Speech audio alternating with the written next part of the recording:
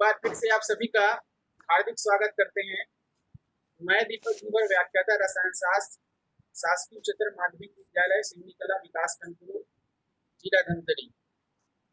जैसे कि हमको मालूम है कि हम अपना एक अध्याय कोर्स अवस्था पूर्ण कर चुके हैं, तो इसके वीडियो हमारे यूट्यूब में अपलोड है। और चलिए उसी क्रम में आज हम प्रारंभ करने जा रहे हैं कक्षा 12वीं रसायन शास्त्र का दूसरा अध्याय। इसका नाम है विलयन सॉल्यूशन। चलिएगा बिना किसी विलंब किए हम सीधे कक्षा में प्रवेश करने का प्रयास करें। और मैं फिर से बोल रहा हूँ कि माइक अपना बंद रखेंगे, जब कोई समस्या आएगी तभी आप अपना माइक शुरू करेंगे। आप सबके सामने एक स्क्रीन आ रही होगी,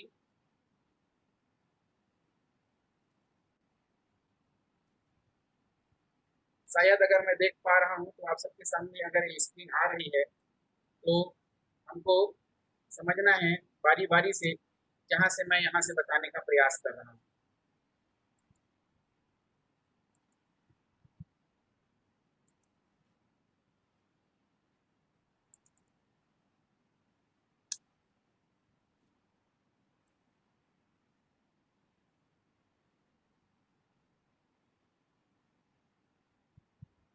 चलिए शुरुआत करते हैं। हमारा जो चैप्टर है इसका नाम है विलयन। तो विलयन शब्द से हम सब परिचित हैं। वैसे इसको अंग्रेजी में कहा जाता है सॉल्यूशन। क्या कहा जाएगा? सॉल्यूशन। अब ये 12वीं रसायन शास्त्र का दूसरा अध्याय है, ठीक है। तो चलिए इसको हम समझ लेते हैं कि वास्तविक में इस विलयन के अंतर्गत हमको समझना क्या क्या है, ठीक है। तो सबसे पहले मैं अगर बात करने का प्रयास करूं कि इस अध्याय की प्रस्तावना और इसके परिचय में हम ये जान लेते हैं कि वास्तविक में अगर देखा जाए तो ये विलयन है क्या। तो जैसे मैं चर्चा करते रहता हूँ कि विलेय और विलायक, जैसे कि आपको स्क्रीन में दिख रहा है, विलेय और विलायक आपस में मिलकर बनाएंगे विलयन। क्या बनाते हैं? विलयन, ठीक है। विलेय को अंग्रेजी में बोला जाता है सॉल्यूट और विलायक को अंग्रेजी में कहा जाता है सॉल्वेंट। ओके, चलिए तो हम इसको ऐसा कह सकते हैं क्या, विलयन एक ऐसा मिश्रण है जिसमें पदार्थ एक दूसरे के साथ इस प्रकार से मिश्रित हो जाते हैं कि उन्हें पृथक नहीं किया जा सकता, ठीक है। या पृथक करें तो उसके लिए कुछ विशिष्ट विधियां चाहिए। और यहाँ पास मैं ये बताने का प्रयास कर रहा हूँ, देखिए एक शब्द आ रहा है परिक्षिप्त प्रावस्था। इसका मतलब क्या होगा कि जो पदार्थ जिसे घोला गया है ना, जिसको हम विलेय कहते हैं, इसी को हम बोल सकते हैं ये क्या हो जाएगा? परिक्षिप्त प्रावस्था। हल्का सा इसमें मैं सतह रसायन को स्पर्श करने का प्रयास कर रहा हूँ ताकि हमको बाद में दिक्कत न पाए। तो ध्यान रखेंगे जो विलेय है इसको हम ये बोल सकते हैं कि ये परिक्षिप्त प्रावस्था में होगी। और परिक्षेपण माध्यम, ठीक है, स्पर्शिंग मीडियम जो है जिसमें घोला जाएगा, इसका मतलब क्या हो गया जी? इसका मतलब विलायक हो गया। अच्छा, जनरली मैं बताता हूँ आप सबको कक्षा में, ठीक है, एक बार और सुनेंगे। जैसे मान लिया जाए हम क्या किए, शक्कर को पानी में घोल देते हैं, ठीक है। तो शक्कर की मात्रा अगर कम रह गई तो विलेय हो जाएगा, और पानी घोलने वाला है तो फिर वो विलायक हो जाएगा। यहाँ तक तो मेरी बात समझ पा रहे होंगे आप सभी, अगर कोई दिक्कत ना हो तो, ठीक है।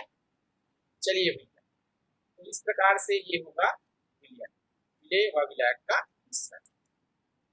अब मैं बात करता हूँ कि जलीय विलयन और अजलीय विलयन। जलीय विलयन कहने का मतलब ये हो जाएगा इसमें जो घोलने वाला है ना, जो स्टीयरिंग फैक्टर है, ये क्या हो जाएगा? जल होता है। जल में घुला रहेगा कोई विलेय तो विलायक कहलाएगा, ठीक है भाई। चलिए अब देख लेते हैं अजलीय विलयन। अजलीय विलयन में विलायक क्या होगा? जलीय विलयन में तो जल था, और अजलीय में क्या होगा थोड़ा समझते हैं। तो अजलीय विलयन में क्या होगा, तो हम बोल सकते हैं अजलीय विलयन में विलायक होगा हमारा, जैसे बेंजीन हो गया, है ना, हिसाब से ये हाइड्रोकार्बन हो गया। CCl4 मतलब कार्बन टेट्राक्लोराइड, ओके। और ईथर हो गया, एल्कोहल हो गया। तो ये सब हमारे क्या हो जाएंगे? ये सब हमारे हो जाएंगे, क्या बोल सकते हैं कि अजलीय विलायक। कोई दिक्कत? चलिए आगे बढ़ते हैं। अब ये विलयन के घटक है, इसको मैं एक बार फिर से आपको थोड़ा सा संक्षिप्त में बताने का प्रयास कर रहा हूँ। विलेय और विलायक आपस में मिलकर विलयन बनाते हैं, ठीक है। और परिक्षिप्त प्रावस्था को मैंने विलेय कहा है क्या? जी हाँ। और इसको इंग्लिश में कहेंगे सॉल्यूट। परिक्षेपण माध्यम ये कहलाएगा हमारा विलायक। क्या कहलाएगा? विलायक। ठीक है भाई। अब यहाँ पास हम देख लेते हैं कि जैसे विलयन जो है ना, तो विलयन है द्विअंगीय विलयन, त्रिअंगीय विलयन, चार अंगीय विलयन, है ना, बाइनरी सॉल्यूशन आदि आदि। ठीक है। तो सॉल्यूशन तो इंग्लिश का जो शब्द है ये तो सबको पता होगा। तो देखिएगा द्विअंगीय विलयन है, इसके भी बहुत से प्रकार होते हैं। ध्यान चाहूंगा हम सभी देखेंगे, हमारे स्क्रीन में नहीं आ रहा है तो मैं सीधा सीधा बोल देता हूँ। अगर आपको पूछ देगा कोई द्विअंगीय विलयन के प्रकार बताओ भाई, तो पहले तो हम 3 प्रकार बता लेंगे, ठोस विलयन, द्रव विलयन और गैसीय। मेरी बात समझ गए क्या? कापी पेन अगर लेके लिख रहे हैं तो लिखेंगे कि 3 प्रकार के हम द्विअंगीय विलयन पढ़ सकते हैं, ठोस विलयन, द्रव विलयन और गैसीय विलयन। ओके। तो ठोस विलयन ये तो समझ जाएंगे, हम लोग जानते भी हैं कि इसमें क्या हो जाएगा जी, एक तो प्रतिस्थापित ठोस विलयन मिल जाएगा और दूसरा हो सकता है अंतराकाशी ठोस विलयन। प्रतिस्थापित ठोस विलयन, अंतराकाशी ठोस विलयन। मेरी बात समझ पा रहे हैं क्या? ठीक है। अगला जो हमारा लेक्चर चल रहा होगा उसके बीच में मैं यहाँ आपको बता भी दूंगा, लेकिन आप फिलहाल इसको समझ के रखिए। ठीक है। ठोस विलयन के प्रकार। और द्रव विलयन है लिक्विड सॉल्यूशन। तो द्रव विलयन के भी 3 कैटेगरी हम बना सकते हैं, जैसे कि ठोस द्रव का विलयन, द्रव द्रव का विलयन और गैसीय द्रव का विलयन। ऐसा हो सकता है क्या? बिल्कुल हो सकता है भाई। उसके बाद विलेयता को प्रभावित करने वाले कारक पढ़ लेंगे। लेकिन यहाँ पास मैं ये द्विअंगीय विलयन को फोकस इसलिए कर रहा हूँ क्योंकि यहाँ से हमारा एक सवाल बनता है। ध्यान से समझेंगे सभी। यहाँ से हमारा एक सवाल ऐसे बनता है कि अगर कभी कभी पूछ देगा, जैसे कि मैं बात करूं गैसीय द्रव में विलेयता को प्रभावित करने वाले कारक।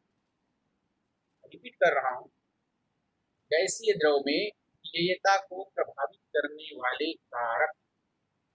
तो गैसीय द्रव में विलेयता को प्रभावित करने वाले कारक कौन कौन से हो जाते हैं? तो देखिए, तो सबसे पहला जो कारक होता है वो होता है गैस और विलायक की प्रकृति। गैस और विलायक की प्रकृति।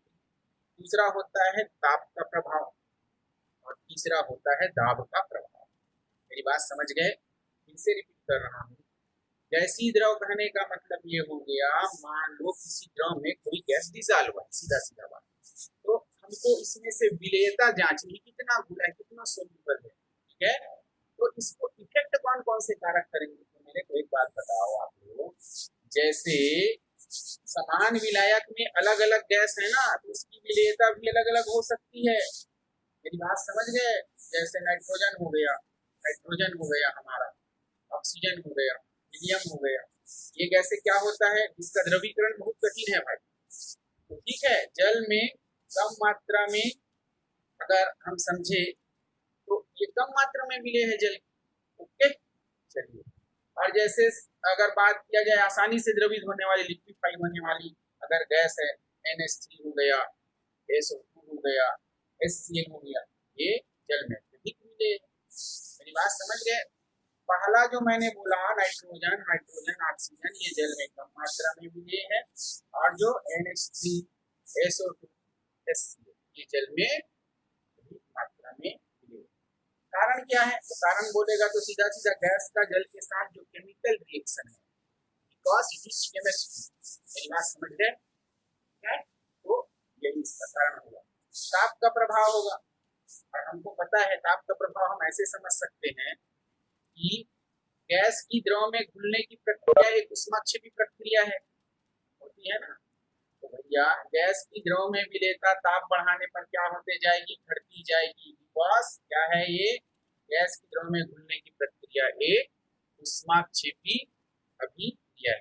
कौन सी अभिक्रिया है? समाक्षेपीय विक्रिया है, ध्यान रखेंगे।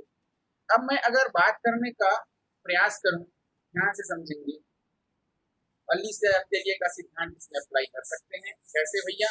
ताप में वृद्धि करने से निम्न अभिक्रिया में प्रतिक्रिया का वेग बढ़ता है। कहने का मतलब क्या है? अगर गैस को मिला दिया जाए तो अगर विलयन यहाँ पास बनता है तो हमको पता है उसमें क्या होती है? दाब का प्रभाव। ध्यान चाहूंगा यहाँ, दाब का प्रभाव यहाँ पास मैं लिखने का प्रयास कर रहा हूँ, ध्यान से समझिए। दाब का प्रभाव, क्योंकि ये इम्पोर्टेंट हो सकता है। यहाँ लिख रहा हूँ मैं दाब का प्रभाव, effect of pressure, effect of pressure. अब ये इफेक्ट ऑफ प्रेशर है, दाब का प्रभाव है, इसको समझना जरूरी है, क्योंकि आपको यहाँ से एक सवाल मिलता है, हेनरी का नियम क्या है बताओ। मेरी बात समझिए, हेनरी का नियम क्या है बताओ। तो हेनरी का नियम हम कैसे समझ सकते हैं? समझेंगे मेरी बात, आप लिखना चाहे तो लिख लो। टॉपिक जो पढ़ रहे हैं कि गैसों की द्रव में विलेयता पर दाब के प्रभाव का मात्रात्मक अध्ययन, रिपीट कर रहा हूँ, धीरे से सुनो, कि गैसों की द्रव में विलेयता पर दाब के प्रभाव का मात्रात्मक अध्ययन हेनरी के द्वारा किया गया। ओके, जिसे हेनरी के नियम के रूप में जाना जाता है। और ये नियम क्या कहता है जी? ये नियम ये कहता है कि स्थिर ताप पर, स्थिर ताप पर किसी द्रव के निश्चित आयतन में गैस की विलेयता, ताप स्थिर रहेगा। मैं यहाँ लिख लेता हूँ, टेम्परेचर हमारा क्या हो जाएगा? कांस्टेंट हो जाएगा। टेम्परेचर हमारा क्या हो जाएगा? कांस्टेंट हो जाएगा या स्थिर हो जाएगा। अब ये बोलता है द्रव के निश्चित आयतन में गैस की विलेयता द्रव पर लगाए गए दाब के समानुपाती होती है। ठीक है, निश्चित आयतन में किसी गैस की विलेयता क्या हो जाएगी? द्रव पर गैस के लगाए गए दाब के समानुपाती होती है। तो इसको हम ये बोल सकते हैं एम प्रोपोर्शनल, प्रोपोर्शनल इसका हो जाएगा ई का, लेकिन कब? जब टेम्परेचर क्या हो जाएगा हमारा? कांस्टेंट होगा। ठीक है, और हमको पता है कि अगर मैं किसी समानुपाती को, ये प्रोपोर्शनल का चिन्ह है, यहाँ अभी मैं नहीं लिख पा रहा हूँ इसलिए मैंने अंग्रेजी में प्रोपोर्शनल लिख दिया है, आप समझेंगे यहाँ ऐसे चिन्ह बना लेंगे, है ना भाई। तो हम क्या करेंगे, प्रोपोर्शनल को जब हटाएंगे तो यहाँ पास तो इक्वल लिख सकते हैं, क्या? बिल्कुल लिख सकते हैं, और एक कांस्टेंट दे दिया जाएगा। इस कांस्टेंट को कहा जाएगा हेनरी कांस्टेंट, AH। बात समझ पा रहे हैं क्या? ठीक है, तो एम क्या हो जाएगा? तो एम है भैया विलायक के इकाई आयतन में घुलित, विलायक के इकाई आयतन में घुलित क्या है? गैस का द्रव्यमान है, एम पर मास।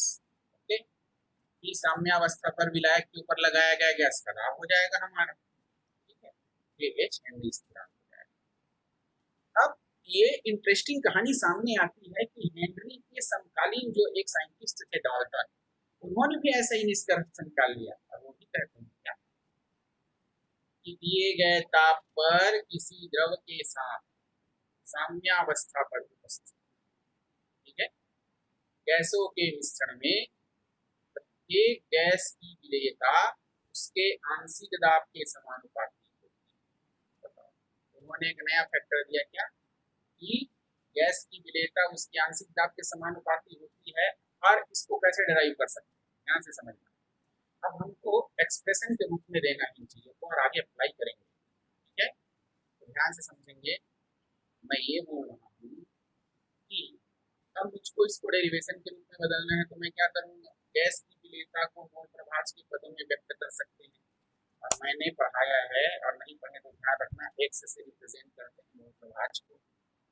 और अगर कोई जो गैस है मान लो, ठीक है, अगर मैं बात करने का प्रयास करूं, अगर हमारे पास कोई गैस मिल जाए जी, अब वो गैस मिल जाए तो अगर हम क्या करते हैं, मान लो ए कोई गैस है, या इसको कैपिटल में लिखा जाए ए है, तो इसका जो हमारा आंशिक दाब जो है, इसको हम क्या ले लें, पीए ले लेते हैं। ठीक है, ओके, ठीक है भाई। तो मिलियन में गैस प्रभाज 1 से 1 के समानुपाती हो जाएगा। तो रिलेशन तो हम ऐसा लिख सकते हैं क्या, 1:1 इज इक्वल, क्या लिख सकते हैं, इक्वल तो पहले ना लगा, अपने से प्रोपोर्शनल लिखूंगा मैं यहाँ, क्योंकि समानुपाती का चिन्ह मैं यहाँ से नहीं बना पा रहा हूँ। समझने का प्रयास करें। ये प्रोपोर्शनल होगा किसके, ये आंशिक दाब के, यही तो पढ़े हैं हम लोग अभी।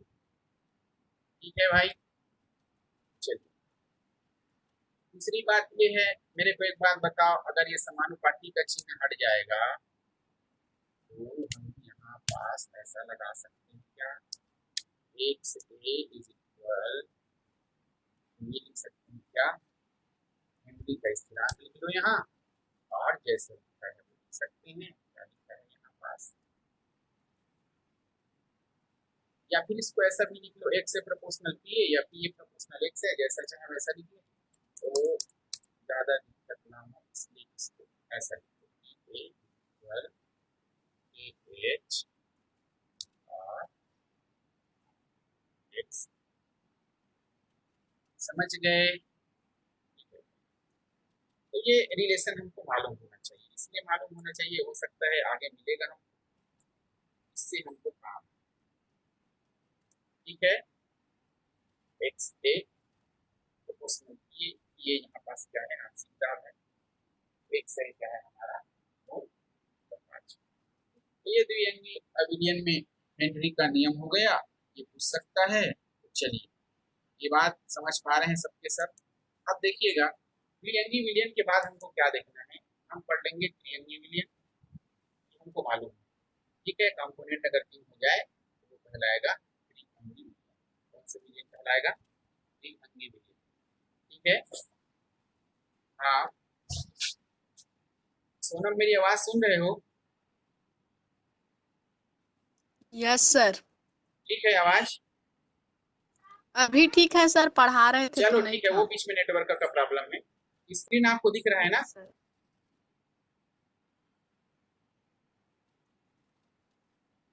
मेरी आवाज सुन पा रहे हो?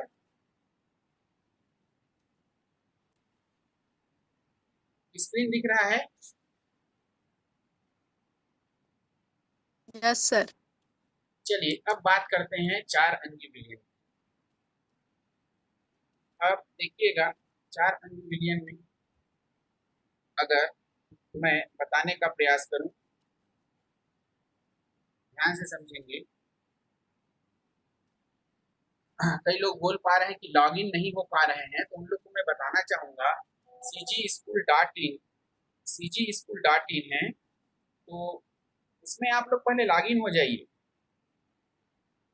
क्योंकि कई बच्चे वहां से लॉगिन हो गए हैं।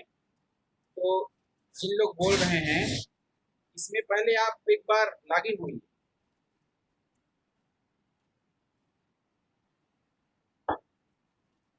ठीक है,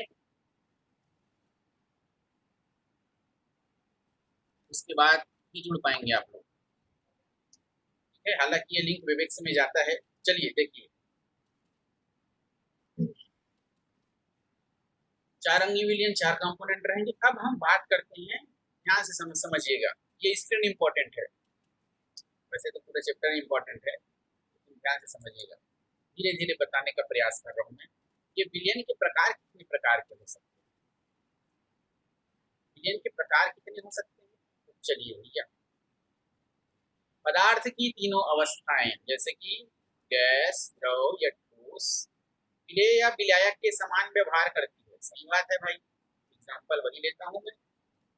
अगर मान लो एल्कोहल की मात्रा, मान लो एल्कोहल की मात्रा कम है, पानी की मात्रा ज्यादा है, तो एल्कोहल विलेय हो जाता है, पानी विलायक हो जाएगा। लेकिन अगर एल्कोहल की मात्रा ज्यादा है, पानी की मात्रा कम है, तो जो ज्यादा मात्रा में रहेगा वो विलायक हो जाएगा, जो कम मात्रा में रहेगा वो विलेय हो जाएगा। ऐसा हमें छोटा सा तरीका याद रखने के लिए आप सबको तो बताते हैं। मेरी बात समझ पा रहे हैं क्या? तो पदार्थ की तीनों अवस्थाएं, गैस, द्रव या ठोस, विलेय या विलायक के समान व्यवहार करती है। और विलेय या विलायक की अवस्थाओं के आधार पर वियंगी या विसमांगी विलयन को हम निम्न 9 प्रकारों में बांट सकते हैं या 9 प्रकारों में बांटा गया है। समझ आया यहाँ तक? और ये 9 प्रकार कौन कौन से हैं, क्या क्या हैं, देखते हैं जरा। तो सबसे पहले मैं ये बोल दूं क्या कि काइंड्स ऑफ सॉल्यूशन जो है विलयन के प्रकार है, इसको हम क्लासिफाई करते हैं on the basis of states, अवस्थाओं के आधार पर। चलिए देखिएगा, आपको दिख रहा होगा कि अगर विलेय गैस है और विलायक हमारा क्या है, गैस है, ऐसा भी विलयन बन सकता है, बिल्कुल जैसे गैसों का मिश्रण है वायु। बात समझ पा रहे हैं ना? ये एग्जाम्पल हो जाता है, तो ये एग्जाम्पल हो रहा है तो समझने का प्रयास करेंगे। पहला विलयन का प्रकार। दूसरा देख सकते हैं, अगर विलेय द्रव है और हमारे पास अगर क्या हो जाएगी, अगर हमारे पास विलायक क्या हो जाए, क्या दिखाई दे रहा है हमको, विलायक हमारा गैस हो जाए। आप सबको दिख पा रहे हैं ना मैं क्या बोलने का प्रयास कर रहा हूँ, इसकी बात कर रहा हूँ। ठीक है, ये हो जाएगा वायु में जल वाष्प का एग्जाम्पल। तीसरा बात करें, अगर विलेय ठोस है और विलायक अगर गैस है, कपूर या नेफ्थलीन जैसे पदार्थ के वाष्पन से उसका गैस में विलयन प्राप्त होता है। देखिए ये सभी उदाहरण हमारे दैनिक जीवन से संबंधित है, ये बात समझ पा रहे हैं सबके सब। इसके बाद एग्जाम्पल देखते हैं, गैस का द्रव में विलयन। गैस का द्रव में विलयन अगर कहने का हम प्रयास करें तो देखेंगे, वायु का जल में विलयन, ठीक है, या कार्बन मोनोऑक्साइड का जलीय विलयन। अरे सोडा वाटर को कौन नहीं जानता है, गैस का द्रव। अब अगर बात करें द्रव का द्रव में विलयन, अभी जैसे मैंने डिस्कस किया एल्कोहल का जल में विलयन, ठीक है। अब देखिएगा, अब हम समझते हैं अगला, उसका द्रव में विलयन, शक्कर का जल में, गैस का ठोस में विलयन।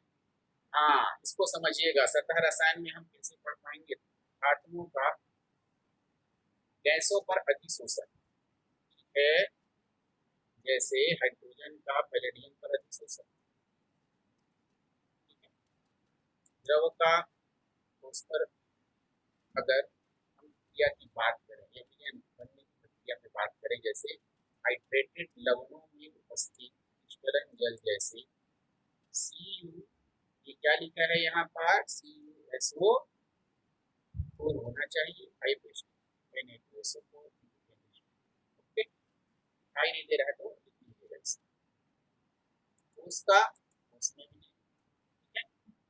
देखिए हम जनरली ये सोच लेते हैं, अरे यार ठोस का ठोस में विलयन हो सकता है क्या? बिल्कुल हो सकता है, क्यों नहीं हो सकता है। तो या दो से अधिक धातुओं के समांगी मिश्रण, जैसे मिश्र धातु है CuAu, है ना, ZnS, इसका भी मिश्रण होता है। बात समझ पा रहे हैं? ये सब कहलाता है हमारा अवस्थाओं के आधार पर विलयन के प्रकार।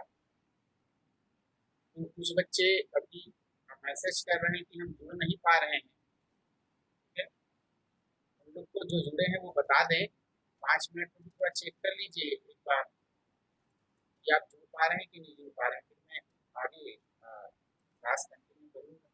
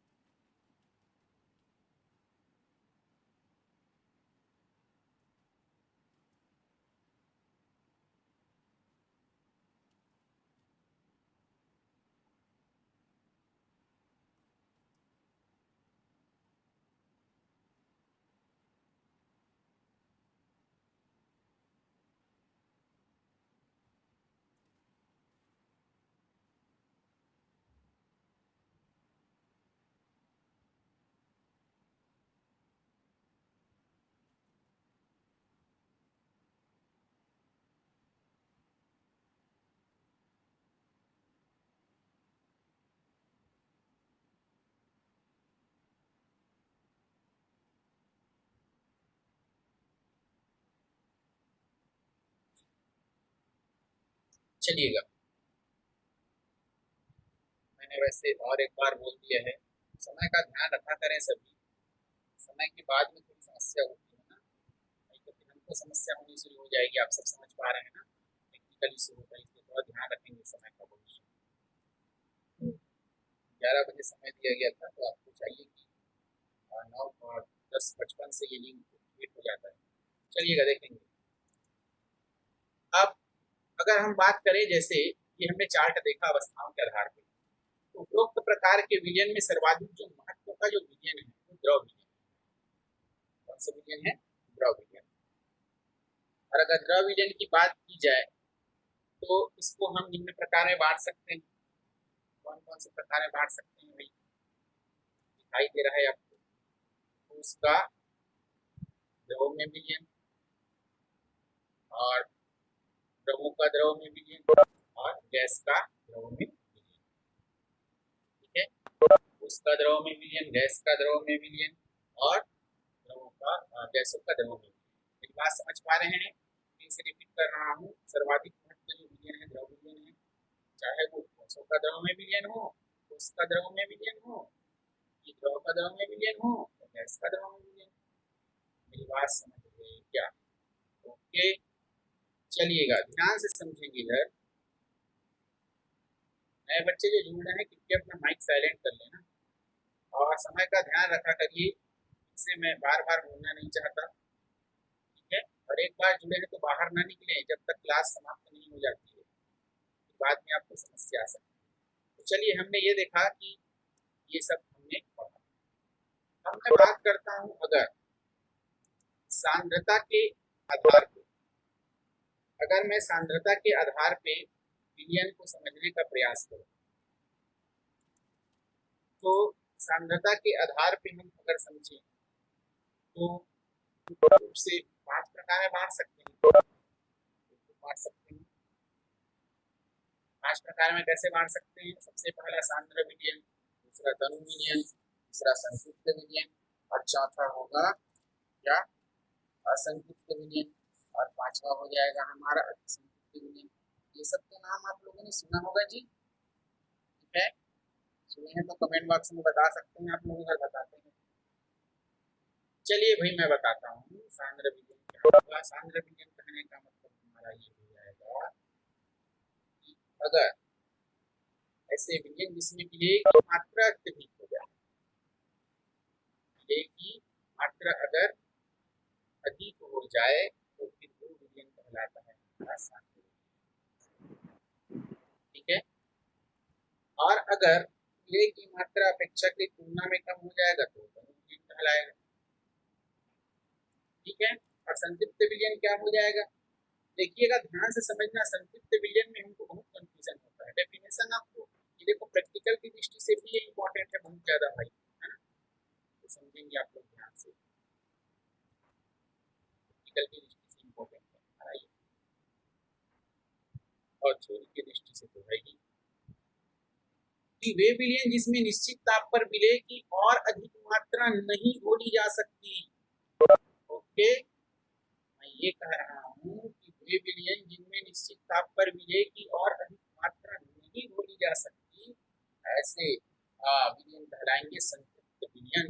ओके, असंतृप्त क्या है? कि इसमें निश्चित ताप पर विलेय की और अधिक मात्रा घोली जा सकती है। अति संतृप्त क्या है? तो पूछ देगा तो कैसे बताएंगे अति संतृप्त? तो अति संतृप्त को हम ऐसे बोल सकते हैं, वे विलयन जिनमें निश्चित ताप पर की विलेय की मात्रा, निश्चित ताप पर विलेय की मात्रा संतृप्त विलयन की अपेक्षा अधिक होती है। रिपीट कर रहा हूं, मैंने ये कहा कि वे विलयन जिसमें निश्चित ताप पर विलेय की मात्रा संतृप्त विलयन की अपेक्षा अधिक होती है, अति संतृप्त विलयन कहलाता है। ठीक है, अब देखिएगा, और ये विलयन होगा ये कि अस्थायी अवस्था में होगी, और यह अवस्था संतृप्त विलयन को तेजी से ठंडा करने पर प्राप्त होगी। एग्जाम्पल देता हूँ, विलयन में उपस्थित विलेय की अतिरिक्त जो मात्रा होगी वो विलयन को ठंडा करेंगे ना तो वो क्रिस्टल के रूप में विकसित होता जाता है। ओके, चलिए तो इस प्रकार मैंने बताने का प्रयास किया है विलयनों के प्रकार। मेरी आवाज सुन पा रही है रेणुका? अभी जुड़े हैं वो बच्चे बताएं। नरसिंह,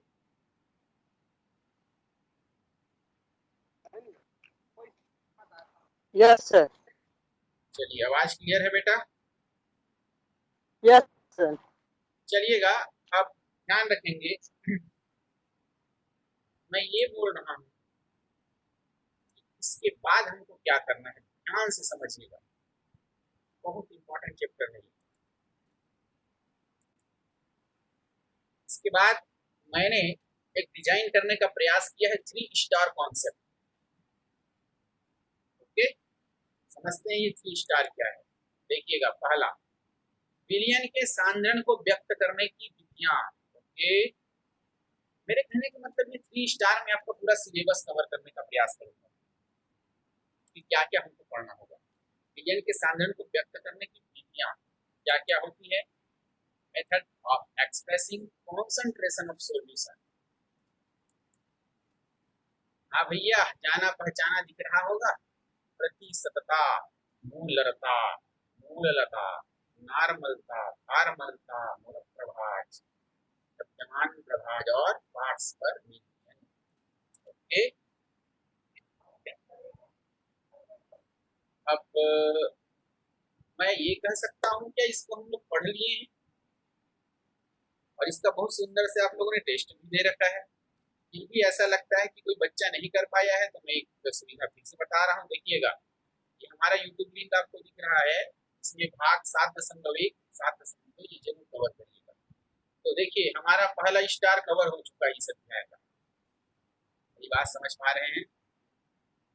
लेकिन जब हम कॉपी बनाएंगे तो ध्यान रखेंगे, इसको जरूर लिखेंगे क्योंकि ये विलयन को कवर करता है। ये शायद जीपीसी है ना, सामान्य भौतिक रसायन में हो चुका है। ठीक है, इसको समझ नहीं आएगा, जिसको लगता है कहाँ से पाए तो मुझको मैसेज कर सकते हैं, मैं बता दूंगा। इसके बाद हमको पढ़ना है अनुसंख्यक गुणधर्म, कॉलिगेटिव प्रॉपर्टीज। अनुसंख्यक गुणधर्म जो है इसको हम कैसे समझेंगे, देखिएगा। सबसे पहले पढ़ लेंगे वाष्प दाब में अवनमन, lowering in vapour pressure. Raoult का नियम देख लेंगे, फिर आदर्श और अनादर्श विलयन क्या होगा इसके बाद पढ़ेंगे। फिर पढ़ेंगे स्थिर क्वार्टी मिश्रण क्या होता है। फिर पढ़ लेंगे विलायक के क्वथनांक में elevation in boiling point of the solvent. ध्यान देना, ये अनुसंख्यक गुणधर्म है ना, तो एक जो टॉपिक है वो कुल मास की क्वेश्चन बोल रहे हैं।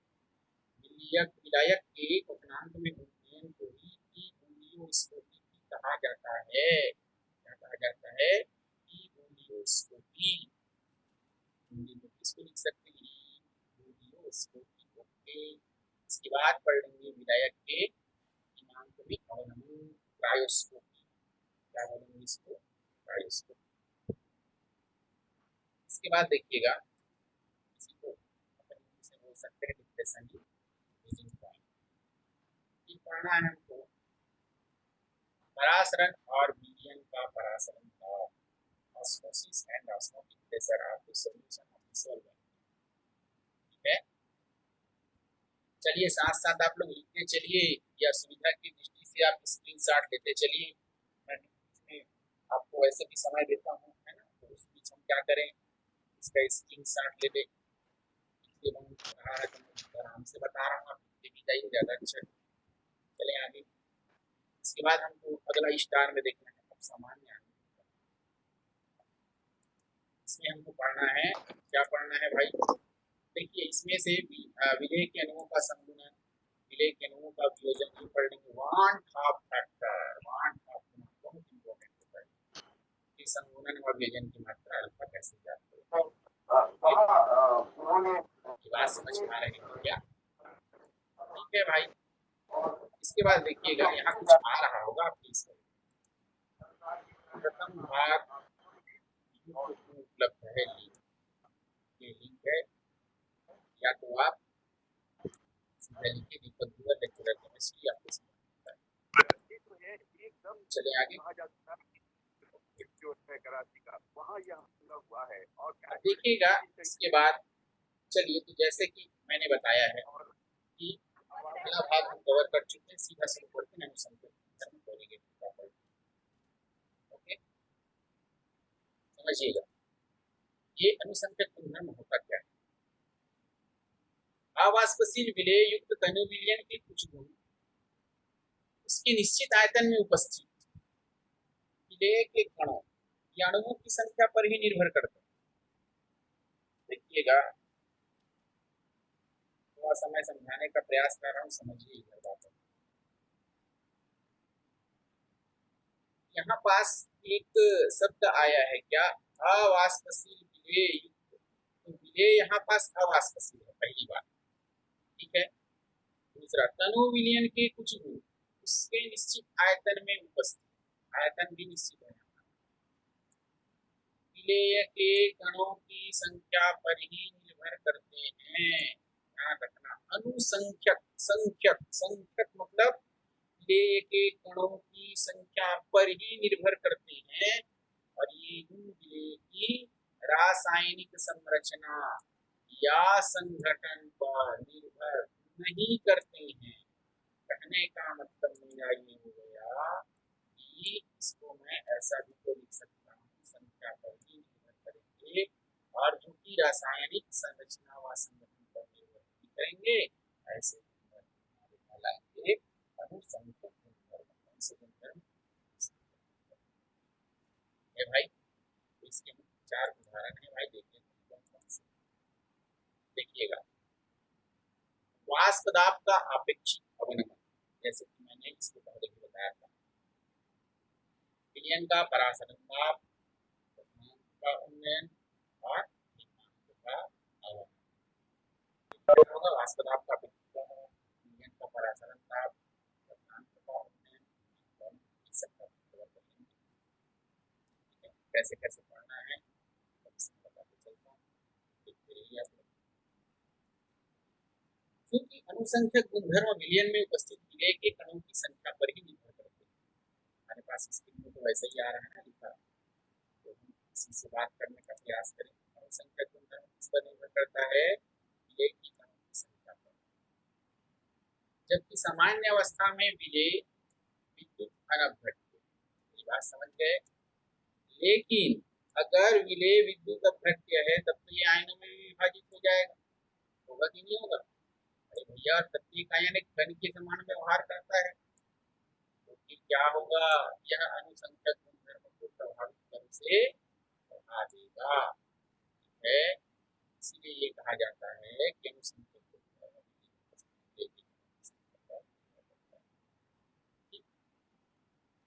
दूसरी मुख्य बात ये है, देखेंगे इधर कि प्रत्येक जो हमारा अनुसंख्यक गुणधर्म है वो अन्य से संबंधित होता है, इससे संबंधित होता है, अन्य से संबंधित होता है।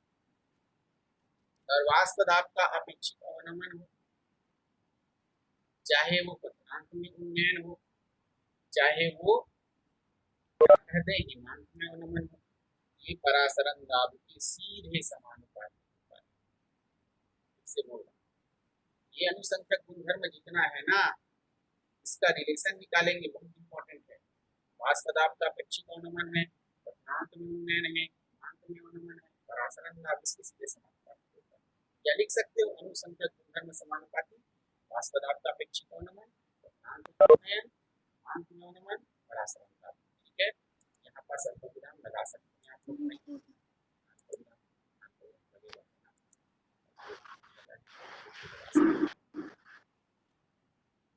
तक मेरी बात समझ गए क्या? तो लीजिए, नोट कर लीजिए, जैसे भी करना है आप इसके साथ। सर अनुसंख्यक आवाज क्लियर नहीं है सर। इसको हम आगे समझने का प्रयास करें।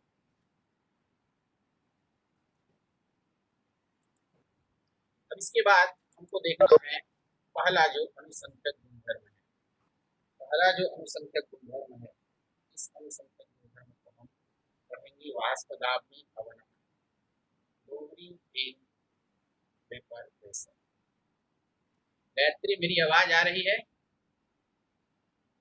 नहीं है सर, हाँ, क्लियर नहीं आ रहा है सर। बोलेंगे? आवाज क्लियर नहीं आ पा रहा है सर। एक मिनट।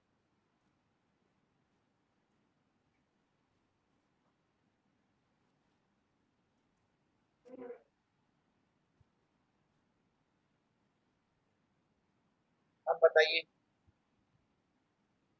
अब ठीक है सर।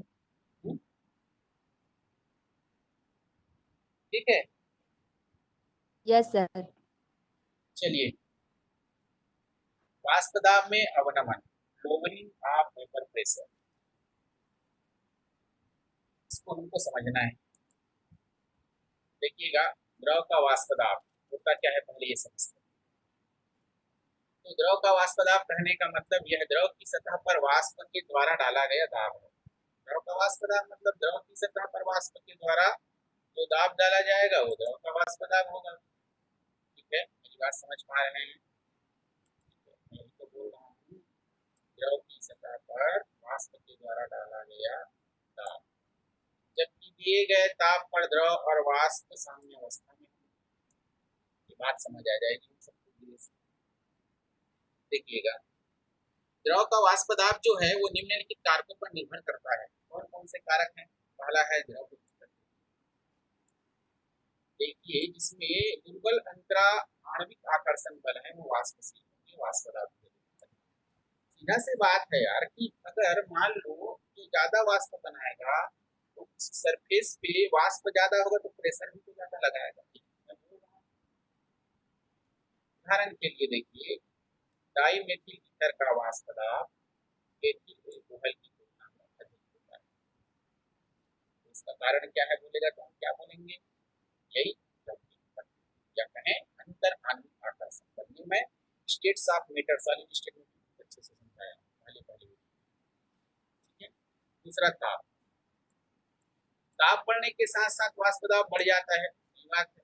ताप बढ़ेगा, गर्म करो तो वाष्प दाब बढ़ना स्वाभाविक है। ठीक है, कारण क्या है जी?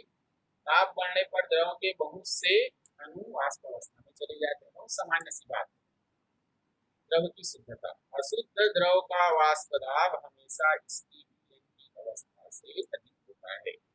इसे मैं रिपीट कर रहा हूँ, इसको डिब्बा में बंद कर रहा हूँ, सभी ध्यान दें, स्क्रीनशॉट करें अनिवार्य रूप से। शुद्ध द्रव का वाष्प दाब हमेशा इसकी विलयन अवस्था से अधिक होता है। इसे कहूंगा मैं, शुद्ध द्रव का वाष्प दाब हमेशा इसकी विलयन की अवस्था से अधिक होता है। या मैं कह सकता हूँ क्या कि विलयन की अवस्था से अधिक है, मतलब विलयन की अवस्था पर कम होगा द्रव की तुलना में। ध्यान रखेंगे ये चीज। ओके, चलिए चलते हैं आगे। आगे कॉन्सेप्ट को अगर डील करना है, डिटेल में ले जाना है, तो मैं चाहूंगा कि इसके आगे का एप्लीकेशन हमको समझना है, तो इसके अंतर्गत पढ़ना क्या है, कैसे पढ़ना। ओके, देखिएगा, राउल्ट का नियम मिला सबको, राउल्ट का नियम। तो राउल्ट का नियम हमको समझना है, तो राउल्ट क्या बोला था, कैसे बोला था। देखिएगा, इन्होंने वाष्प दाब विलयन के वाष्प दाब के संबंध में नियम दिया था, और ये बहुत इम्पोर्टेंट माना जाता है भाई, तो माना जाता है, क्या आता है परीक्षा। अब देखिए, यहाँ पास फिर से वही बात आ रही है। क्या बात आ रही है? जब अवाष्पशील पदार्थ, विलयन का वाष्प दाब क्या होगा इसको समझाने का प्रयास करें। तो विलयन जो है ना, और विलयन कैसे विलयन, तो मैं बोलूंगा कि द्रव से बने विलयन का वाष्प दाब। विलयन भी तो कई प्रकार से बन सकता है ना, लेकिन ये अभी जो मैं नियम बता रहा हूँ ये क्या होगा, द्रव से बने विलयन का वाष्प दाब और राउल्ट का नियम, ऐसा भी लिख सकते हैं।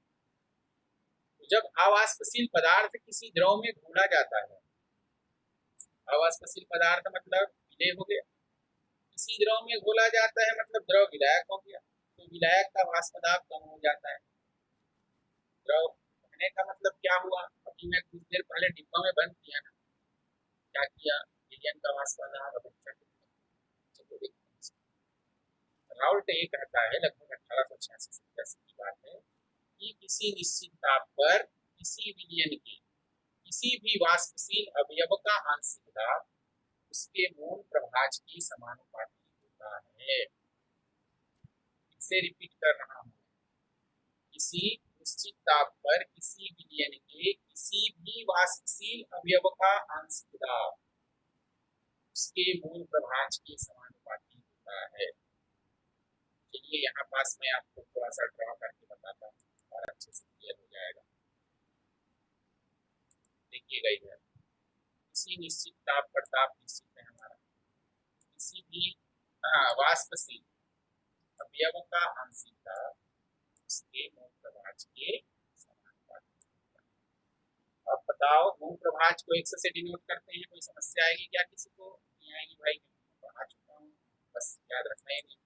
राउल्ट के नियम के अनुसार किसी दिए गए तापक्रम पर विलयन के क्या होगा इसको तो बताऊंगा, इसके पहले कुछ टर्मिनोलॉजी देखिए। एक्स ए जो होगा ये घटक ए का मूल प्रभाज है। मूल प्रभाज कॉन्सेप्ट अप्लाइड, ध्यान दे, जीपीसी सामान्य भौतिक रसायन, याद आया कुछ? मैंने उस समय भी आपको कहा था कि ध्यान रखिएगा, विलयन के एग्जाम में मैं इसको अप्लाई कराऊंगा। कोई बात नहीं, जो पहली बार देख रहे हैं उसको भी समझ आ जाएगा, बस आप ध्यान से समझते चलो। एक से ए बराबर घटक ए का मूल प्रभाज, ओके, एक से मूल प्रभाज के लिए हम डिनोट करते हैं, एक से बी मतलब घटक बी का मूल प्रभाज, पी ए मतलब आंशिक दाब शब्द आया है तो मैं क्या करूं, घटक ए के लिए आंशिक दाब को पी ए से डाल देता हूं, कोई समस्या नहीं। पी बी मतलब घटक बी का आंशिक वाष्प दाब, ठीक है भाई। तो बताओ यहाँ पास जो नियम हमको लिखा गया है तो उस नियम को हम ऐसा भी तो लिख सकते हैं क्या, उस नियम को हम ऐसा भी ये लिख सकते हैं, बता रहा हूँ, इस नियम को मैं ऐसे लिख सकता हूँ। सर हाँ, आवाज कट रहा है सर, कौन बोल रहा है? आवाज कट रहा है। कौन बोल रहे हो? मंजुलता। आप लोग बीच बीच में बात मत करिए, है ना, माइक बंद रखो सब। नेटवर्क की समस्या है, प्रयास करिए, ध्यान से सुनिए और बार बार इधर उधर दूसरे एप्लीकेशन मत निकालो आप लोग, है ना, ठीक है। कोई समस्या आती है तो मैसेज करिए, मैसेज, मैं खुद पूछूंगा आप लोग से। देखिए मैं क्या बोल रहा हूँ कि किसी निश्चित ताप पर किसी विलयन के किसी भी वाष्पशील अवयव का आंशिक दाब उसके मूल प्रभाज के समानुपाती होता है। तो यहाँ आंशिक दाब शब्द आया, मूल प्रभाज शब्द आया, ये आंशिक दाब है और ये मूल प्रभाज है। इसको मैं समझाने का तो प्रयास कर रहा हूँ आपको। ये जो आंशिक दाब है, हाँ मंजुला आया आवाज? सर हाँ आ रहा है, हाँ, आ गया सर। चलिए ठीक। देखिए तो क्या बोल रहा हूँ मैं, एक से एक घटक ए का मूल प्रभाज है, तो देखिए मूल प्रभाज के समानुपाती होता है, तो आंशिक दाब और वाष्प दाब दोनों का तो रिलेशन निकालना है हमको। मैंने क्या किया, ये देखो कि ये समानुपाती एक से का, तो ठीक वैसे ही पी समानुपाती एक से बी, ऐसे तो लिख सकते हैं, तो बता सकते हैं भाई। अब जब समानुपाती हटता है तो हमारा कुछ स्थिरांक लग जाता है क्या? हाँ, तो पी ए बराबर एक्स ए, और मैंने यहाँ क्या लिखा, P A not. P A not मतलब इसको शुद्ध अवस्था में भी बोल सकते हैं चाहेंगे तो, और यहाँ पास पी बराबर एक्स पी, ठीक है। चलिए अब इसका एप्लीकेशन और देख लेते हैं भाई आगे क्या होता है। देखिएगा, राउल्ट के नियम के अनुसार किसी दिए गए तापक्रम पर विलयन के किसी घटक का आंशिक वाष्प दाब, किसी घटक का आंशिक वाष्प दाब की इसके मूल प्रभाज x और इस घटक की शुद्ध अवस्था में वाष्प दाब के गुणनफल के बराबर होता है। ये जैसे हमको बाई कॉलम में दिखाई दे रहा है, मैंने इसको डिराइव करके लिखा है वैसे ही। तो पी ए बराबर पी ए नॉट एक्स है। पी ए नॉट को मतलब क्या है, शुद्ध अवस्था में वाष्प दाब को हम पी ए के ऊपर नॉट लगा लेंगे, ठीक है। विलयन का कुल वाष्प दाब पी टोटल, यहाँ पी टोटल है ना, इसकी थोड़ा सा धुंधलापना दिख रहा होगा आपको, ध्यान से समझना। विलयन का कुल वाष्प दाब पी टोटल, इसके घटक के आंशिक वाष्प दाब, ठीक है, ध्यान से मेरी बात को क्या बोलने का प्रयास कर। ये देखिए इधर कुल वाष्प दाब इसके घटक के आंशिक वाष्प दाब के योग के बराबर होता है, ठीक है।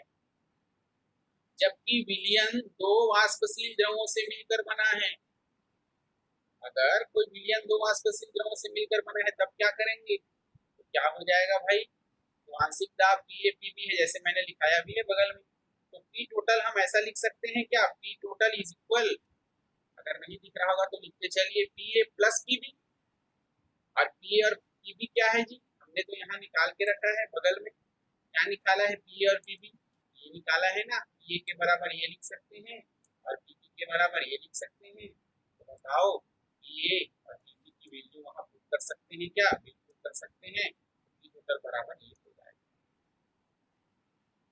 कोई दिक्कत, कोई समस्या, कोई परेशानी? चलिए अब देखते हैं आगे।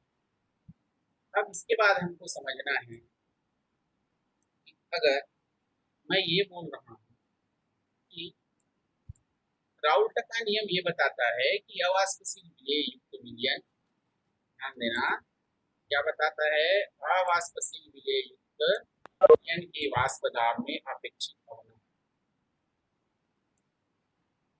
ठीक है, अपेक्षित अवनमन, वही तो हमारा टाइटल है ना कि वाष्प दाब में अपेक्षित अवनमन। अवाष्पशील विलेय होगा तो युक्त विलयन के वाष्प दाब में अपेक्षित क्या हो जाता है, अवनमन होता है या कमी होता है। तो विलयन में मिले हुए विलेय के मोल प्रभाज के के बराबर तो हुआ, अभी निकाले तो हुआ ना, बिल्कुल हुआ। तो वाष्प दाब में अपेक्षित अवनमन को वाष्प दाब में कमी और शुद्ध अवस्था में वाष्प दाब के अनुपात के द्वारा प्रदर्शित किया जा सकता है। ये पॉइंट इंपॉर्टेंट हो रहा है, ध्यान से समझिएगा आप लोग। फिर से बोल रहा हूँ यहाँ पास, अगर आपको बोल दिया जाए कि ये क्या है तो हम इसको ऐसे समझेंगे कि वाष्प दाब में अपेक्षित अवनमन, हमारा टाइटल है ना अनुसंख्यक गुणधर्म का, अपेक्षित मतलब इसके रिलेटिव, रिलेटिव मतलब क्या देखेंगे हम, यही तो मैं बता रहा हूँ। वाष्प दाब में जो कमी होगी, वाष्प दाब में कमी कब हुआ, जब वो क्या हुआ, कोई अवाष्पशील विलेय मिला दिया गया। आपको पता है मैंने डिब्बा बंद करवाया था, शुद्ध विलायक का वाष्प दाब है और विलयन का वाष्प दाब, तो रिलेशन आ रहा है। तो जो वाष्प दाब में कमी हो रही है तो शुद्ध अवस्था में वाष्प दाब के अनुपात के द्वारा प्रदर्शित किया जाएगा, जो कमी हो रही है और शुद्ध अवस्था का वाष्प दाब, दोनों को हम अनुपात के रूप में प्रदर्शित कर देंगे। और यही तो ओस्टवाल्ड-वाका सिद्धांत के द्वारा भी निर्धारित किया जाता है। राउल्ट के नियम के अनुसार क्या है, देखिए आपको मेरे में दिख रहा होगा E A0 माइनस E अपान P0। तो देखिए यहाँ पास मैंने ए भी कुछ नहीं लिखा है, जानबूझ के नहीं लिखा है, इसलिए क्योंकि हमको जैसे जरूरत पड़ेगा, अगर हमको विलेय को ए मानना है, विलायक को ए मानना है, विलेय को भी मानना है, विलायक को भी मानना है। हालांकि मैं तरीका बाद में बता दूंगा किसको ए मानेंगे किसको बी मानेंगे, ताकि आपको कहीं कोई दिक्कत नहीं आएगी। अब मैं ध्यान चाहूंगा आप सबका, तो हम इसको ऐसे भी लिख सकते हैं n n प्लस n। अब ये देखिए यहाँ पास बात आएगी, होगा क्या, तो नीचे पढ़ लेते हैं कि हमारे विलयन का वाष्प दाब है, P0 हमारा शुद्ध विलायक का वाष्प दाब है, मैंने बताया है। n क्या है जी, मोलों की संख्या, आ गया मोल कॉन्सेप्ट। और n क्या है, बड़ा N क्या है, बड़ा N हमारा हो जाएगा कि छोटा n विलेय के मोलों की संख्या और बड़ा N विलयन के मोलों की संख्या। W और M विलेय का भार और आणविक भार है। अब मेरे को एक बात बताना बेटा, जब हम पढ़ते थे तो मैंने तो ये समझाया है आपको कि N का मान होता है W अपान मोलिकुलर मास, वेट बटे मोलिकुलर मास। मैं तो कब से चिंता रहा था इसको, तो इसकी जगह लिख सकते हैं W बटे M, इस N के जगह लिख सकते हैं W बटे M, और ये बड़ा N की जगह बड़ा W बटे M लिख सकते हैं क्या, बताइए। बिल्कुल लिख सकते हैं, क्यों नहीं लिख सकते ऐसे। ऐसे लिख सकते हैं हम लोग बिल्कुल। तो बस मैंने ऐसा ही तो किया है यहाँ पर, तो यही तो है हमारा राउल्ट का नियम। ठीक है, ये इंपॉर्टेंट है, राउल्ट का नियम आता है भैया परीक्षा, इसको स्क्रीनशॉट कर लो। अब इसको अप्लाई करना है, किसमें अप्लाई करना है? पास पदार्थ में अपेक्षित होना, इसका हायर एप्लीकेशन है। अभी तो मैं केवल एक हिसाब से कह दिया जाए बेसिक बात कर रहा हूँ, उसके बाद इसको एडवांस में ले जाऊंगा, इसलिए ध्यान से समझना इसको। ठीक है, चलिएगा अब देखते हैं आगे। आगे हम पढ़ लेते हैं राउल्ट के नियम की कुछ सीमाएं भी है। ठीक है, राउल्ट के नियम का सीमाएं क्या है? गायत्री आवाज आ रही है? क्लियर नहीं आ रहा है सर। बीच बीच में क्लियर आता है, बीच में अटकता है क्या? Yes sir. हाँ, यस चलिए सर। एक बार मैं यहीं से बिना इसके बताने का प्रयास कर रहा हूँ। एक बार माइक आवाज सुनेंगे फिर बताएंगे मेरे को आवाज आ रही कि नहीं आ रही। अब बताओ।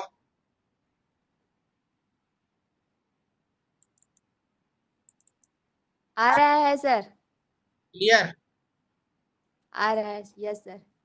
बिल्कुल नहीं आएगा तो माइक में ही बोलना, आवाज क्लियर नहीं आ रहा है कभी, थोड़ी देर में है। Yes sir. शुरू करूं? Yes sir. स्क्रीन तो आ रहा है ना? Yes sir. चलिए राउल्ट के नियम की सीमाएं समझते हैं।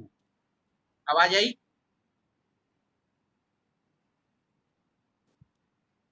आवाज आवाज आया रे? यस सर, आ रहा है। राउल्ट के नियम की सीमाएं देखते हैं। यह नियम केवल अति तनु विलयन के लिए लागू होता है, बोलता है। ध्यान रखना, ये सीमाएं हैं, अति तनु विलयन के लिए लागू होगा। दूसरा ये है, ये नियम केवल अवाष्पशील विलय से युक्त विलयन के लिए ही लागू होगा। अवाष्पशील विलय से युक्त विलयन के लिए लागू होगा। तीसरी बात ये है, ये नियम ऐसे विलेय पदार्थ के लिए लागू नहीं होगा जो विलयन में संगुणित या वियोजित हो जाते हैं। कहने का मतलब मेरा ये हो रहा है कि अगर विलेय और विलायक अगर कहीं हमको नजर आता है यहाँ पास संगुणन हो रहा है या वियोजन हो रहा है, तो यहाँ पास राउल्ट का नियम फेल हो जाता है। मेरी बात समझ पा रहे हैं क्या? मैं हम्बल रिक्वेस्ट करूंगा सबसे, एक बार क्लास जुड़ने के बाद निकले मत। बार बार जुड़ने से हमको यहाँ समस्या आती है।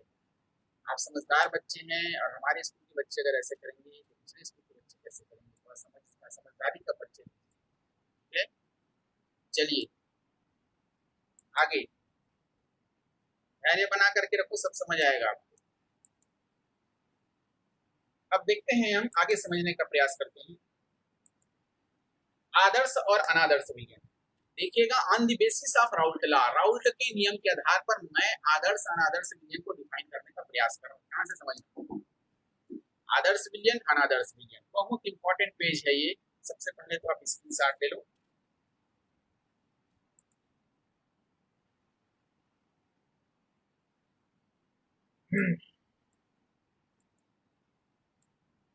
देखिएगा, आदर्श विलयन को मैं पहले समझा देता हूँ, ये आदर्श विलयन क्या होगा।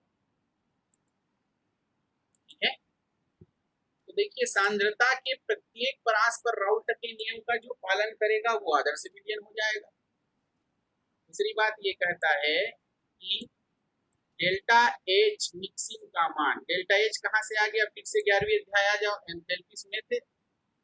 नहीं सुने थे तो सुन लो भैया। ठीक है, अंतर्निहित ऊष्मा को एंथैल्पी कहा था क्या छोटी सी भाषा में? डेल्टा एच मिक्सिंग जो है ये 0 होना चाहिए, मतलब वियोजन के दौरान ना तो ऊर्जा उत्सर्जित हो ना ऊर्जा अवशोषित। तो ये आदर्श विलयन के लिए शर्त है। दूसरी बात हम ये कह सकते हैं कि डेल्टा वी मिक्सिंग का मान, मतलब विलयन का कुल आयतन घटक के आयतनों का जो योग होगा इसका मान, वी मिक्सिंग का मान 0 होना चाहिए।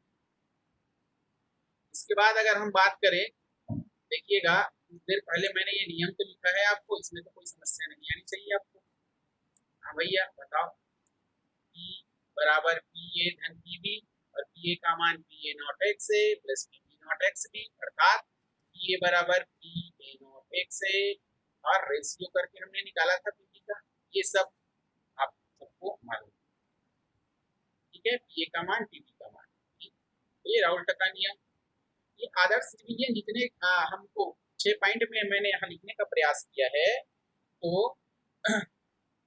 इसमें हमको समझना है कि ये राउल्ट के नियम का पालन करेगा वो आदर्श विलियन। सीधा सवाल, राउल्ट के नियम की कुछ शर्तें यहाँ लिखी गई है। अब देखिए यहाँ एक मुख्य बात मैं बताने का प्रयास कर रहा हूँ, ध्यान से समझिए।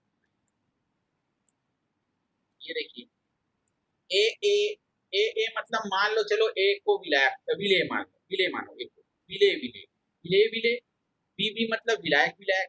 तो विलियन कब बनता है? जब विलेय विलायक में मिलेगा तभी तो विलियन बनेगा जी।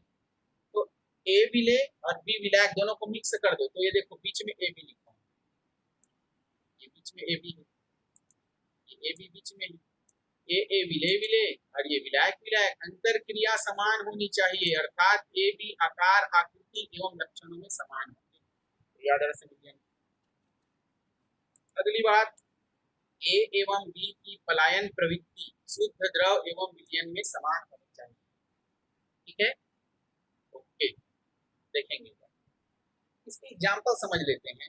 उदाहरण तो इसके बहुत सारे उदाहरण है, 2-3 एग्जाम्पल आपको याद होने चाहिए, 2-3 क्या पूरे ज्ञान तो होना चाहिए कम से कम। हाँ, हो सकता है ऐसे हमको सवाल मिल जाए टेस्ट में, ये बताओ भैया आदर्श विलियन कौन कौन से होते हैं, अनादर्श कौन है। मेरी बात समझ पा रहे हैं क्या?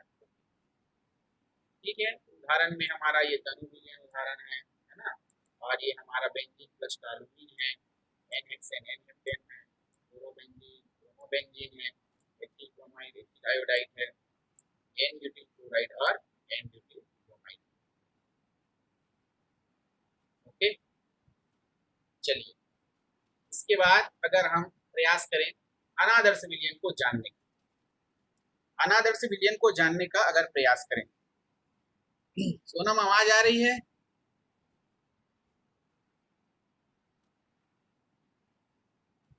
नहीं सर, अच्छा से नहीं आ रहा है। हाँ, अच्छा से नहीं आ रहा है सर। नेटवर्क का समस्या है लग रहा है। यस सर, और चलिए स्क्रीन भी अच्छा से नहीं दिख रहा है सर। आएगा आएगा, चलो देखो आप लोग धैर्य से देखो। Yes sir. मैं बोल रहा हूँ अनादर्श विलियन, इसके बाद देखना है अनादर्श विलियन। राउल्ट के नियम से धनात्मक विचलन और राउल्ट के नियम से ऋणात्मक विचलन।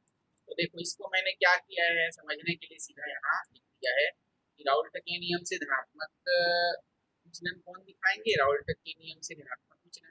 तो अनादर्श विलियन की हम यहाँ पास 2 कैटेगरी दे देते हैं, सीधा बात। अनादर्श विलियन की 2 कैटेगरी है, एक धनात्मक विलियन और धनात्मक विचलन वाले, एक ऋणात्मक विचलन। तो मैं आपको सीधा सीधा बताऊं, देखिए कि डेल्टा एच जो है ये राउल्ट के नियम का पालन नहीं करेंगे, अनादर्श विलियन पहला बात आएगा भाई, ये तो कोई भी बता देगा। राउल्ट के नियम का पालन नहीं करेंगे, राउल्ट के नियम का पालन नहीं करेंगे। दूसरी बात क्या होगी, इसमें डेल्टा एच मिक्सिंग का मान 0 था और इसमें डेल्टा एच मिक्सिंग जो है ये 0 से ज्यादा होगा, मतलब उष्मा शोषी है कंडीशन, उष्मा शोषित होगा, ये धनात्मक विचलन दर्शाएगा राउल्ट के नियम से। दूसरी बात ये है डेल्टा बी मिक्सिंग का मान ज्यादा होगा, वियोजन के बाद आयतन बढ़ जाएगा, धनात्मक विचलन होगा। यहाँ पास बराबर का चिन्ह है ना बेटा, यहाँ पास हमको ग्रेटर देन का चिन्ह लगाना है, सीधा सीधा बात, ये काम की बात समझो, ये धनात्मक विचलन। ठीक है, और एक मुख्य बात यहाँ पास ये है कि ए बी आकर्षण बल ए ए एवं बी बी आकर्षण बलों की अपेक्षा दुर्बल होनी चाहिए, मतलब ए एवं बी के भिन्न आकार आकृति और लक्षण होते हैं, ये हो जाएगा राउल्ट के विचलन से धनात्मक विचलन, राउल्ट के नियम से।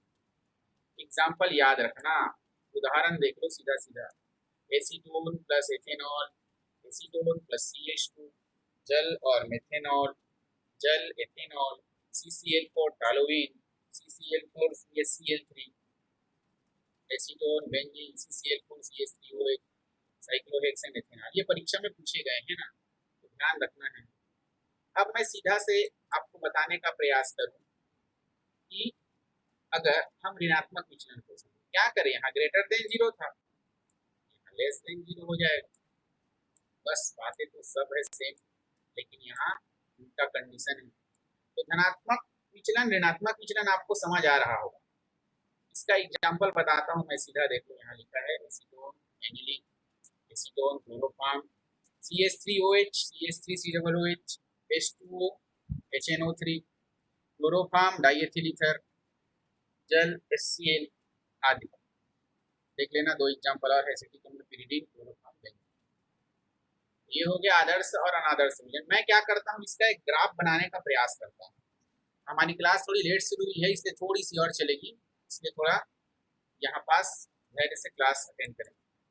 देखिए इसके बाद हमको पढ़ना ही, इसको मैं ग्राफ से बता देता हूँ कैसे धनात्मक विचलन, ऋणात्मक विचलन, राउल्ट-टके नियम का जो पालन करेगा आदर्श विलयन, अनादर्श विलयन का ग्राफ कैसे होना चाहिए। देखिएगा, पूछ लेता है कभी कभी परीक्षा, आदर्श और अनादर्श विलयन का ग्राफी निरूपण। देख पा रहे होंगे अगर सबके सब। अब ग्राफ बनाना बहुत आसान है, देखिएगा, समझाने का प्रयास कर रहा हूँ, यहाँ से समझना कैसे बनाएंगे हम ग्राफ। देखो इधर XA की वैल्यू यहाँ पास है माना 1, यहाँ XA की वैल्यू 0, ठीक है। वाष्प दाब ये देखो शुद्ध अवस्था में E बराबर P ऐसे लिख सकते हैं, ठीक है। और ये रिलेशन तो हम अभी निकाले हैं भैया, ये सब। अब इसको ग्राफ खींचना है, बताओ। तो PA0 जो है हमारा, ये PA0 क्या है रे? ये PA0 हमारा है कि शुद्ध अवस्था में, शुद्ध अवस्था में यही था ना, अगर किसी विलयन में ब्लैक का वाष्प दाब ले लें, और ये क्या है, विलयन जब बन जाता है तब की बात है। ये देखो इसका ग्राफ थोड़ा नीचे है, कम होता है। अगर XA 0 रहा तो इस कंडीशन में क्या होगा, और XA का मान 1 होता है तब इस कंडीशन में क्या होगा, इस ग्राफ से हम समझ सकते हैं। अब देखिएगा, अगर एक ग्राफ समझ आ गया तो दूसरे समझने में कोई समस्या नहीं होनी चाहिए। ये जो हमारा लाइन आ रहा है ना, ये लाइन, इस लाइन से ऊपर है ये ग्राफ, ये ऊपर है, देखो कर्व बन रहा है, कर्व आपको नजर आ रहा होगा, ये हमारा कर्व बन रहा है बेटा, कर्व ऐसे ऐसे ऐसे बना है कर्व, ये ऊपर है, ये ऊपर है, तो ये हो जाएगा हमारा धनात्मक विचलन। मेरी बात समझ गए? ये वैल्यू याद रखिए, मोट प्रभाज को नीचे लिया है, वाष्प दाब को मतलब एक एक्स अक्ष मान लो और एक अक्ष को वाई अक्ष मान लेते हैं, हमको तो मालूम है। ये देखो, अभी एक्स अक्ष मान लो, अभी वाई अक्ष मान लो, ठीक है। चलिए भैया, तो ऋणात्मक विचलन है, इसको भी समझ जाते हैं थोड़ा सा। तो ऋणात्मक विचलन में देखेंगे, इधर ग्राफ नीचे बना है, नीचे आ रहा है, ये देखिएगा इधर भी नीचे आ रहा है, ये ऐसे। मेरी बात समझ पाए? XA की वैल्यू यहाँ 1 है, XA की वैल्यू यहाँ 1 है, यहाँ XA का मान 1 है, XA का मान 0। ये कैसे आ गया आप बोलोगे, अरे भाई रिलेशन निकाले हैं तो ग्रेटर देन लेस देन, ये कॉन्सेप्ट दिमाग में रखिए, ठीक है। चलिए अब मैं समझाने का प्रयास करूँ आपको स्थिर क्वाथी मिश्रण। बस 1-2 टॉपिक शेष है, उसके बाद क्लास ओवर करेंगे आज का। ध्यान से समझना, स्थिर क्वाथी मिश्रण क्या होगा।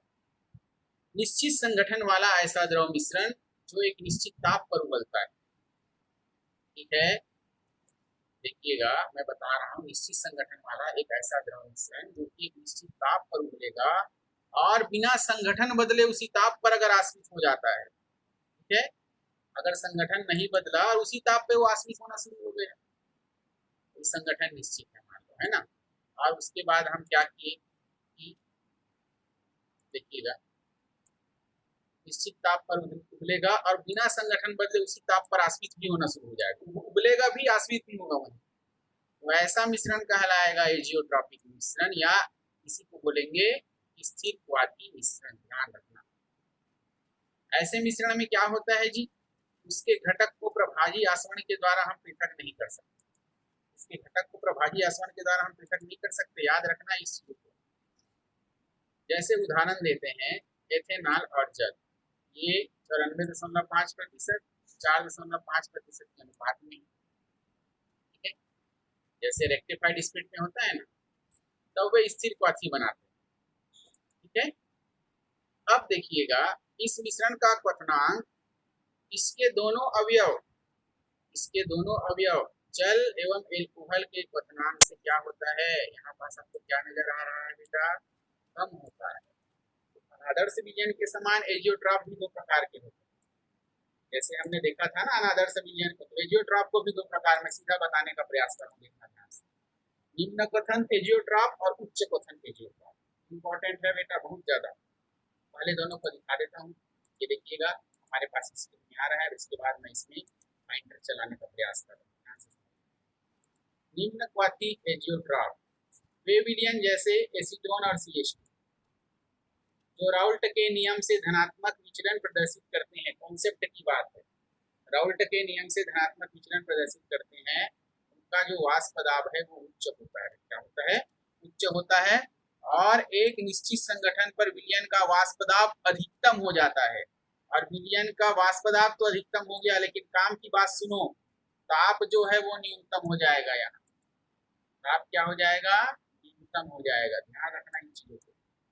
ताप जो है हमारा ये न्यूनतम हो जाएगा और इस बिंदु पर विलयन उबलने लगता है। ताप न्यूनतम हो गया मतलब निम्न क्वथन, सीधी सी बात, बिना संगठन बदले पूरा उबलना शुरू हो जाता है। यही एजियोट्रॉप का क्वथनांक बिंदु होगा। इसका मान दोनों अवयवी के क्वथनांक बिंदुओं से कम होता है।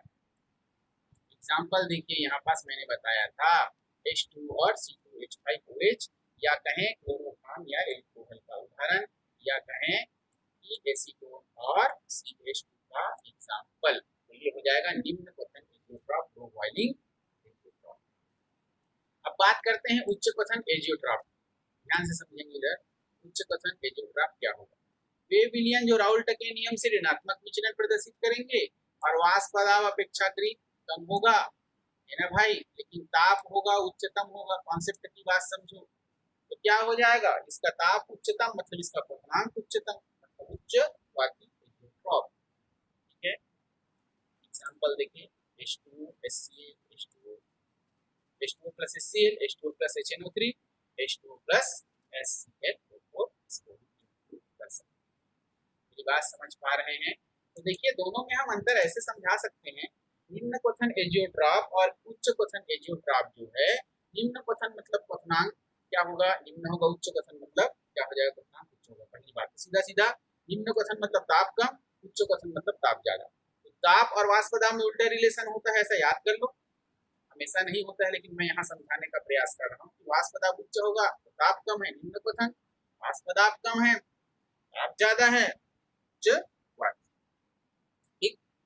एजियोट्रॉपिक क्या है? यहाँ लिखा हुआ है भैया, निश्चित संगठन वाला ऐसा द्रव मिश्रण जो एक निश्चित ताप पर उबलता है, बिना संगठन बदले उसी ताप पर आश्रित होना शुरू हो जाता है, ये कहलाता है एजियोट्रॉपिक मिश्रण। ओके, चलिए अब आते हैं काम की बात, ध्यान से समझेंगे।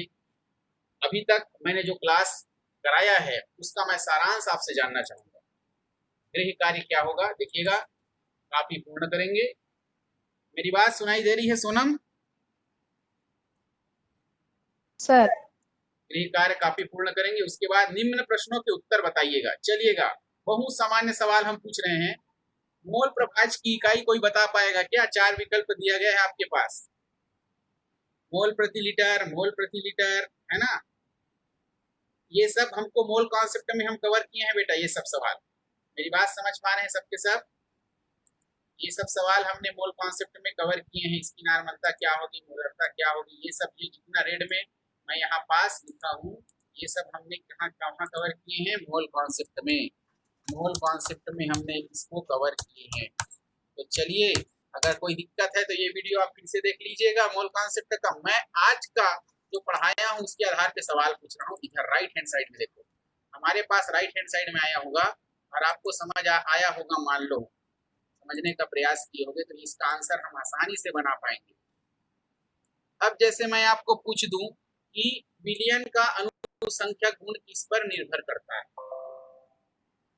विलयन का अनुसंख्यक गुण किस पर निर्भर करता है? उपस्थित विलेय के कणों की प्रकृति पर, प्रयुक्त विलायक की प्रकृति पर, इसमें उपस्थित विलेय के कणों की संख्या पर, केवल विलायक के मोलों की संख्या पर। सोना, इसका उत्तर बताओ।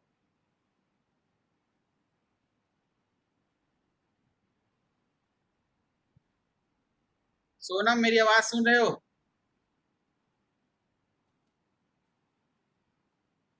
Sonam, yes sir.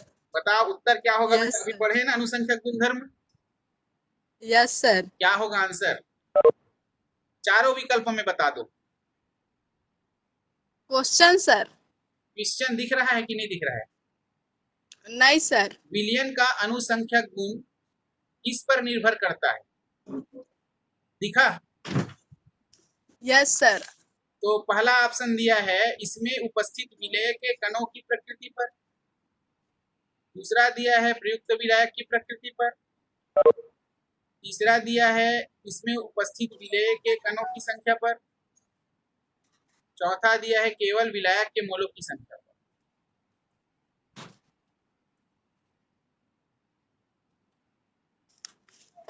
बताइए ए बी सी डी कौन सा आएगा? ए सर। हाँ, ए।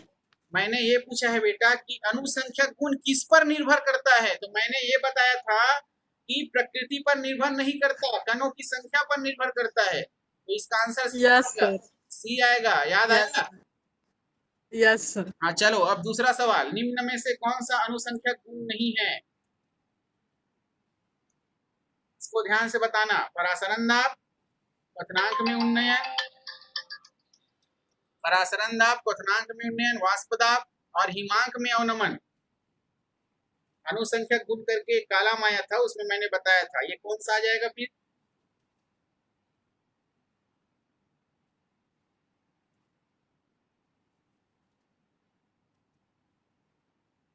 चलिए, ये सवाल आप सोचते रहिए। गायत्री, मेरी आवाज सुन रहे हो?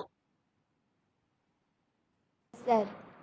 बताना बेटा, निम्न में से कौन सा गुण अनुसंख्यक गुणधर्म नहीं है? आपके लिए सवाल। प्रकाशिक सक्रियता, क्वथनांक में उन्नयन, परासरण दाब, वाष्प दाब में अवनमन। तो ऐसे कौन सा चीज है जिसको मैं अभी तक डिस्कस नहीं किया हूं? वही आंसर आ जाएगा। नया जो दिख रहा है वो बताओ कौन सा आएगा आंसर एबीसीडी में? प्रकाशी सक्रियता सर। वेरी गुड, प्रकाशी सक्रियता, एक्सीलेंट। ठीक है, चलिए बता सोनम, उत्तर बता रहे हो क्या? निम्न में से कौन अनुसंख्यक गुणधर्म नहीं है?